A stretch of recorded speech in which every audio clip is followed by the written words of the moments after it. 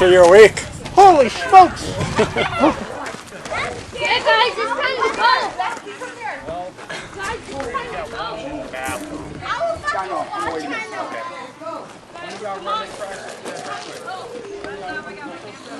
That scared me. That scared me. That's bigger than the gunshot. It gets their attention. Hopefully, driving down the...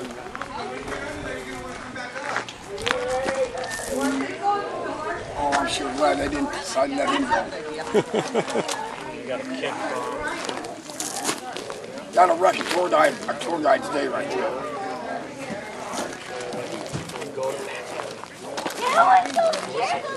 How do they have enough oxygen to do that? Pumped it in. Well, I pumped it in, but they're in the coal mine? I don't know. Oh no, with the kids It's so easy to crying. breathe down there. Yeah. Yeah, that's easy. Oh, to breathe down there, yeah, just like Oh yeah, I was joking about the girl. How does she have enough oxygen just to cry like that? Boys got long hair. Yeah.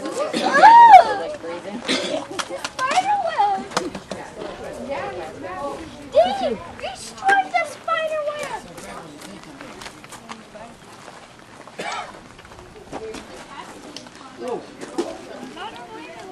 Took a bad step. I didn't know there was uneven A ground.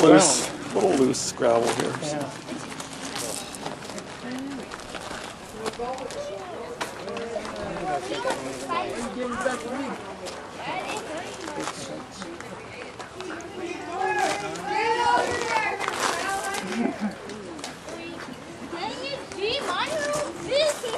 What do you do, man?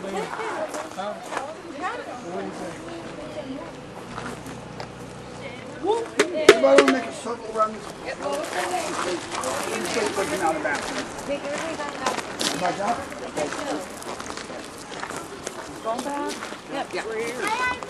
Guys, come on over here. I got 17. Go over there with your Tito, or you're not going. Everybody stay away from you.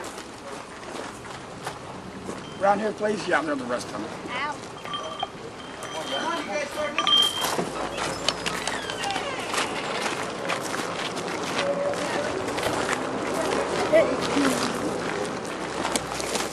So how's everybody today? Good. Good. On behalf of Rick and Patty Jones, I want to welcome you to Tombstone. You're going to bear with my voice. My allergies are really bad this time of the year, so the last 2 days have not been any fun at all for me. So my name is Jeff. First of all, welcome to Tombstone. My name is Jeff. I'm going to be your tour guide.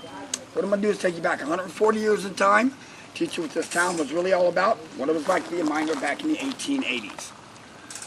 They hadn't invented lanterns yet, so this was a hard rock silver mine, all done by candlelight, hammer, chisel, and dynamite. This particular mine had 50 men at all times, 20 drillers, 20 muckers, 10 supervisors. Drillers came at the beginning of the day, they were just a 4-pound sledge, 12, 18-inch chisel like so.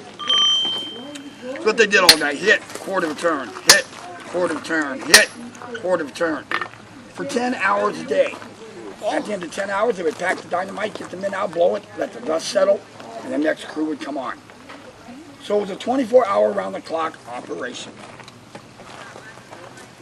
All started with a little prospector by the name of Ed Shefflin. I know you haven't heard of Ed. A couple books out on Ed. He's a pretty amazing man. Most people consider Ed to be the greatest prospector of all time. You guys hear me okay? Yeah. Okay, good.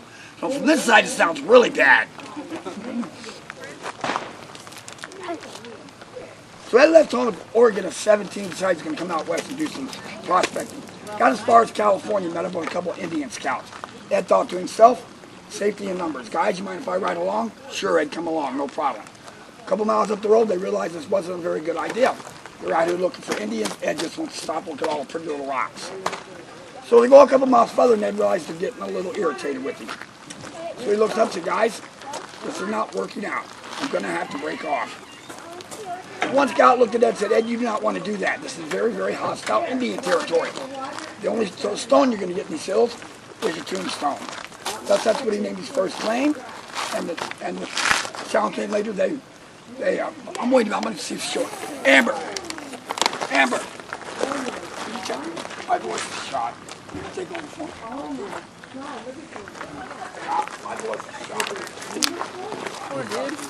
Allergies suck. Huh? Allergies suck. What happened? Can't talk. Your throat gets all boogers.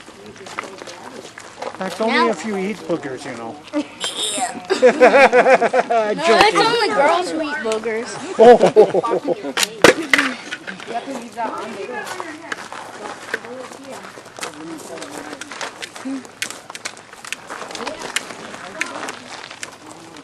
Looks like we're gonna have a lady.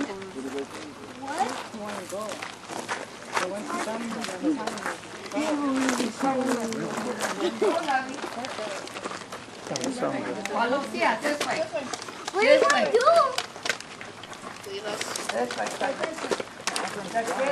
Sorry, guys. Okay. Last minute. Where are you going? Guys, like tag team today.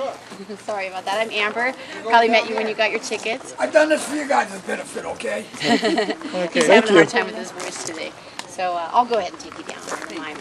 So I assume that Jeff was telling you guys about Ed and how he discovered silver here. And you can go just outside of town and see the monument we put up 3 miles down Allen Street where he first found his claim. Now Ed had been out here for 8 months or so before he came across some valuable stones, or at least he thought they were. And he wasn't exactly sure what he had. So he wanted to take the stones to his older brother Albert because he knew better about mining. So he packed up and went out in search of Albert. Now, it took him a year before he finally tracked Albert down. Albert was working way up north in Signal, Arizona. And Ed was excited to show his big brother the rocks. And when he saw the rocks, he said, you know, Albert, what do you think? And he said, Ed, I think you're an idiot. I can't believe that you've been hauling these worthless rocks around the whole territory for a year because there's nothing to it. It's completely worthless ore.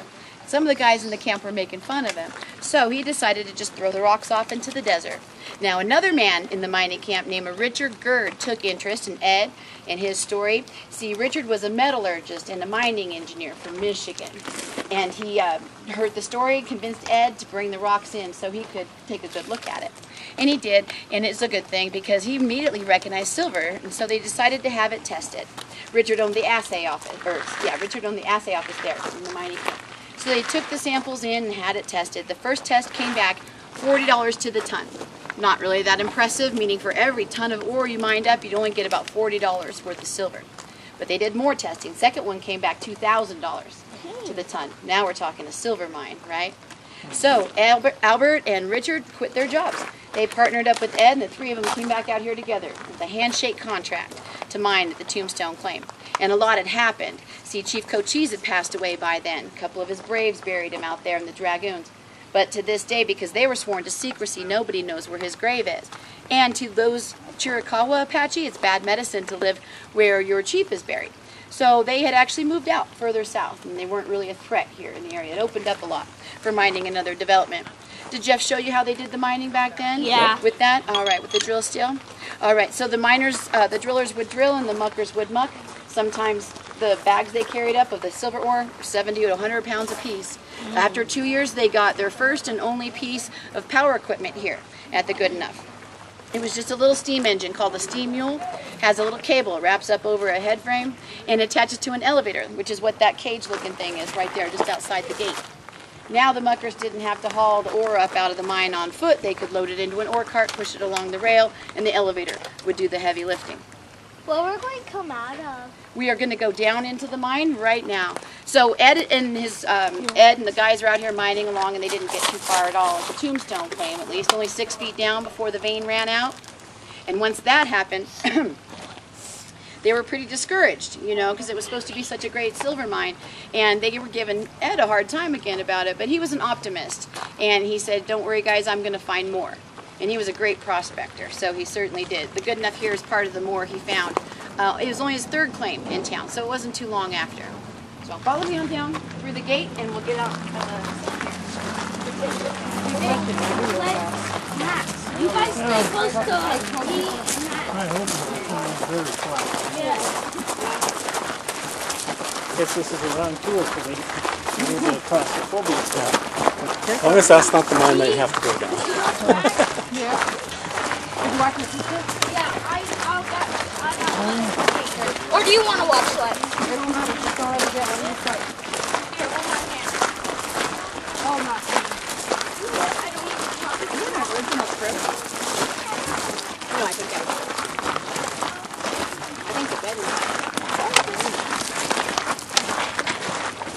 Any good footage there, Dennis?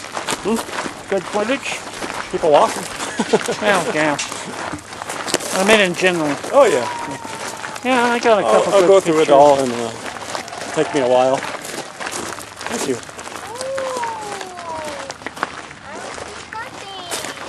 So this steam engine here is a little newer than what they had, but it gives you the idea. Now the shafts that run vertical in the mine are one-way street. And if it's where they throw the ore down to the next level below, they call that the winds, and I'll show you that when we get underground. But the other one that comes up with the ore, with the elevator pulling it up, is called the rise. And our rise is between the trees on the ground right there. You can see that little grate, that metal grate, it's covering a hole. And that shaft used to go down to the bottom of the mine, 470 feet down. It's filled in mostly to the top now, but that's where the steam engine and the elevator would have been working. Now from the Dragoons this way, it's about a 40 square mile mining district with over 11,000 claims on it from 1881 to 1981. And 928 of those claims turned into real working mines. 26 of those were what they considered major producers, and 19 of them were owned outright or partnered up with people and Ed. That's how great of a prospector he was. He sold his shares here after about a year and a half or so mining at the Good Enough, and they gave him $650,000. In today's money, that'd be almost $12 million on just one of the 19 major producers in the area. So that man was free to retire as a multimillionaire in the early 1880s without problem. So we'll head down the hill a little further and I'll show you the old entrance to the mine. Well, that's a pretty big chunk of change. Not as much of a fortune. I've read that it was like 200,000, but that's what they said before. Either way, that's a big thing of money. But no, Shafts and that went down. that's why we used to go out in the desert when we got here and we drive around, but you have to be so careful because there's shafts that you can go down. Behind this grate right here, you can see about half of an opening that used to be the entrance and exit into the mine where the muckers would have been working, pulling the ore out back then. And this is the discovery where Ed first found the silver. When he had it tested, it came back at $1,800 to the ton. And he said, that's good enough for me. And that's how he got the name for this particular thing. He had a little bit of a sense of humor, as you can see, when it came to naming his mines. Now on our property here, we have two other mines that we do tours on. This is the easy, everyday, hourly one. We have a harder one, sort of an intermediate level. It's for ages 12 and up, and we do it a couple times a month in the Tough Nut Mine, which is just on the other side of the ravine there. And also in the Girard, underneath the pole on the hill. Those are our extreme tours, could be anywhere from 5 to 7 hours a piece. Pretty dangerous, so those are for ages 18 and up. But if you're going to be coming